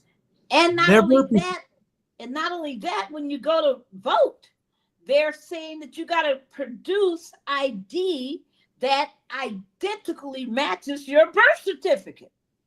So all these 62 million women out here who are married and have taken their husbands' names out of respect, out of unity as a marriage, they are in trouble because when they show up to vote and their maiden name is Jackson, their married name is Adams, they're in trouble. And all they can do is file, they would have to file an affidavit, and anybody in a state like Louisiana and other states that have affidavit voting, that's not an automatic approved ballot. That ballot can be challenged on the basis that it's an affidavit ballot. Folks, we are that is sexist. we've talked about it's racially discriminatory because very few people of color don't have access to these documents. Plus, we're living in an age where natural disasters have wiped out hospitals, where a lot of databases don't exist, where if you're older and elderly, you may not have been even born in a hospital. Folks, it's wicked, it's evil, and it would change your abilities. The other thing it does is that it would restrict mail-in voting. They hate mail-in voting. 45 million people use mail-in voting. Barbara, when we come forward, we're going to talk about mail-in voting as one of the restrictions. Yes. I'm Jesse Jackson Jr. You're listening to the Jesse Jackson Jr. Show on KBLA Talk 1580. We're going to talk about mail-in voting, some more problems with the SAVE Act, and then we're going to have a word of hope from Barbara Arnwine. I'm Jesse Jackson Jr. More on KBLA Talk 1580 in just a moment.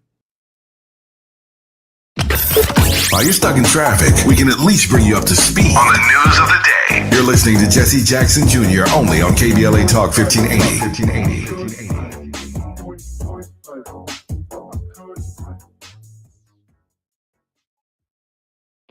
Are you feeling the heat? LADWP can help you stay cool this summer and save money. Through the Cool LA program, eligible customers can receive instant rebates of up to $275 on new portable, window, and wall air conditioners. Shop the Cool LA Marketplace today and beat the heat and save. Learn more and apply at ladwp.com/cool-LA. That's ladwp.com/cool-LA.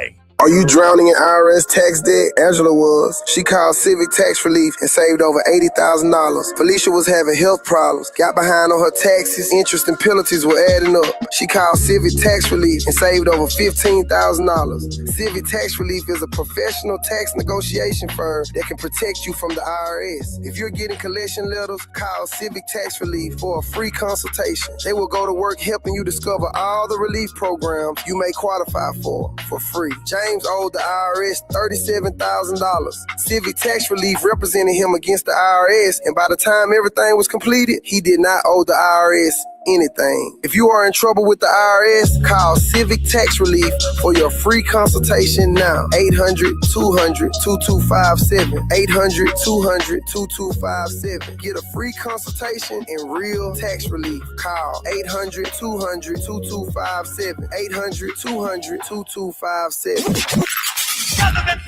In a world full of noise, one station keeps it real. KBLA Talk 1580, where the conversation goes deeper, the voices sound like yours, and the issues that matter most to our community take center stage. Progressive, powerful, unapologetically us.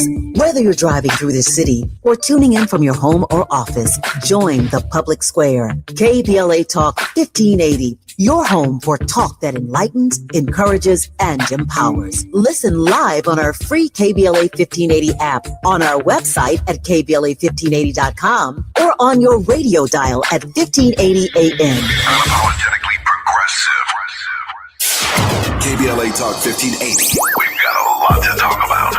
KBLA Talk 1580, connecting you with services and solutions. The BLM Center for Black Power is a hub for Black activism in the city of Los Angeles, a standalone nonprofit affiliated with Black Lives Matter LA. The venue is home to live events, meetings, and organizing drives for Black-led community-based organizations. It is also the base of operations for Black Lives Matter LA. Built on what used to be a nuisance property owned by an arms dealer, the BLM Center for Black Power is in the heart of Leimert Park and has opened its doors to everything from youth organizers to toy drives to film screenings and community town hall meetings. To make a donation or make a request, please visit blmla.org. That's blmla.org. This is a community call to action from KBLA Talk 1580. You deserve a treat, a $10 bill credit treat. If you get an LADWP paper bill but go online to pay it, stop! Break up with your mailbox. It's time to go paperless. With paperless billing, bill reminders come straight to your inbox. You can access 7 years of past bills in your online account, and you don't have to deal with paper clutter piling up. It's a win for you, your time, and the environment. $10 bill credit for new LADWP paperless billing signups. LADWP.com/paperless. Now back to more of Jesse Jackson Jr. on KBLA Talk 1580. The Jesse Jackson Jr. Show. The Jesse Jackson Jr. Show. The Jesse Jackson Jr. Show. The Jesse Jackson Jr. Show. King Volley, drop the beat. Come on and talk with me. Come on and listen to the me. Come on and talk with me. Come on and listen to the me. KBLA Talk 1580. Download the app. I'm Jesse Jackson Jr. Welcome forward to the Jesse Jackson Jr. Show on KBLA Talk 1580. The president of the Transformative Justice Coalition is joining us once again on Tenacious Tuesday. Barbara, how can we support your work? Let's start there, and then we'll come back to the SAVE Act. Barbara, can you hear me? Okay, we can support Barbara. Yes, I sure can. I know we're going to go to tjcoalition.com. How can we support your work, Barbara? Yes, you can go to TJ Coalition and make a contribution. And I'm asking people, please, if you have $15, make that contribution today. We want to train 25 young people to be voting rights advocates. We've already trained 700, but we want to put a new class out there because the Gen Z are becoming, more and more a part of the electorate. In fact, in 2028, every single Gen Z born person is eligible to vote based on their age, at least. And so it's important for us to understand that they are one of the largest demographics for voting in the country. So we want to train more Gen Z leaders to be out there, to be contributing, like so many of our graduates are now. They're working for groups like the League, they're working for the NAACP, they're working for local voting rights groups. They're just in there, running, organizations. Like one of our Gen Zs right here at this hotel I'm staying at is their night manager, one of our graduates. So they're highly successful, highly innovative, highly knowledgeable because we taught them. So please, we want to train in September a class of 25 more young, amazing people. If I got more money, I'll train more. But right now, that's my goal. So please go to tjcoalition.org. Thank you. tjcoalition.org. Now listen, if my dad were living and he were here raising money for Barbara Arnwine, he would tell some of you all to just take off your pinky ring, the one with the diamond in it, and throw it in the collection plate. Take off your fur coat. Take off your Stacey Adams shoes and your alligator shoes and your Gucci belt and your alligator belt. And go a week or two without a conch.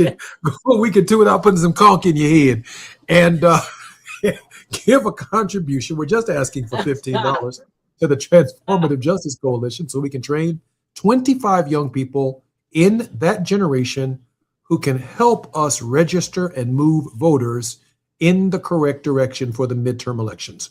Barbara, we were just talking just before the break about the SAFE Act, and you were giving us some final thoughts on it. I did not mean to interrupt you, but we've got to pay the sponsors. Barbara, your final thoughts on the SAFE Act, and then No. Yes, two things, people, about the SAVE Act. The other things that they're trying to do is on mail-in balloting. They're trying to tell the USPS that it cannot forward any ballots for people from states that have not given over their voter database to the Department of Justice. 17 states have sued to stop the Department of Justice from trying to penalize them for not turning over their databases, and they won every case because there's no basis for them to have this information. They have no right to invade your voting privacy. The other problem with that, folks, is the hidden problem, and I'm going to put it out there, is that they're trying to create a national ID. And remember, if they create a national ID and make that a requirement for every single thing, all they can do to stop you is just take your national ID off the list and you don't exist. People, we can't do that. We can't they have that. So the Save Act in this current version includes a demand or requirement under criminal penalty to turn over those databases, and for the USPS to not be able to send a mail ballot to any election official if their state that has not been certified and turned over their database. Desperate they are to get you. The last thing is that it leaves unprotected.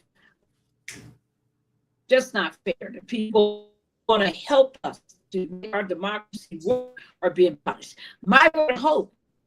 I got so much hope. Today I am, like I mentioned, I'm here in Nashville. I'm attending the National Bar Association meeting. I look out at the audience for our afternoon session on civil rights, voting rights. There's a table of young people. It was intermittent. She was going in and out. Over. After it's over, one of those leaders who was at the table comes up to me and says, "You may not know me, but I was one of the people you trained. Thank you. I'm a rising law Amazing. 1L, as they say. Amazing. And I was just I was so happy from 2023 class. And so people, they gave me hope because they could have been anywhere, but they wanted to be in that room to find out how they could be the most effective voting rights leaders in this country. I love that. Thank God for all the 100 people who were in that session trying to figure out how they can become voter election protection lawyers, how they can help educate their communities, how they can make sure people are able to vote. It gave me hope. It always does, because nothing in this world gets better unless people come together for the good and fight for it. I saw your brother. I saw you. How's Jonathan doing? Here, and I saw yourself. You saw Yusuf. And Fantastic. He came in from Paris, and then came to us. And then also I saw C.K. Halford, of course, your board chair. Oh, wow. The Rainbow Push Coalition it is. So it was when you're around good people, energy. You get energy from good people. You're always feeling bad. You've been around somebody. Cut them loose. Cut them loose right now. Because that's not what you should be feeling. You feel recognized. You should feel loved. You should feel embraced. You should feel reinforced, affirmed. If people aren't doing that for you, cut them loose. Let me just say this as we prepare to close. I'm Jesse Jackson Jr., but there are a couple of takeaways from our program today that matter. One, we need to support the TJ Coalition. The TJ Coalition, that is the Transformative Justice Coalition, tjcoalition.org. Let's leave a donation and a contribution for Barbara Arnwine and the great work she's doing on behalf of all of us. Also, the National Park Service. They're investigating. They've indicted an Olympian. I know, is that defacing the reflecting pool. It didn't happen. He has no interest. Which he didn't do. And then tearing it apart. He didn't do that. But on the other hand, the same National Park Service is not at present investigating a death investigation on Horn Island. That's a real priority problem. And U.S. Attorney Ms. Shapiro in Washington, D.C., who's chasing around people looking for paint jobs and who might be defacing the reflecting pool. How about a little help on Horn Island for the Nolan Wills family? They need justice at this hour. I'm Jesse Jackson Jr., listening to Jesse Jackson Jr. Show on KBLA Talk 1580. See you guys tomorrow. More when we come forward right here on KBLA. Thank you, Barbara. KBLA 1580 Santa Monica. I'm Amber Payton.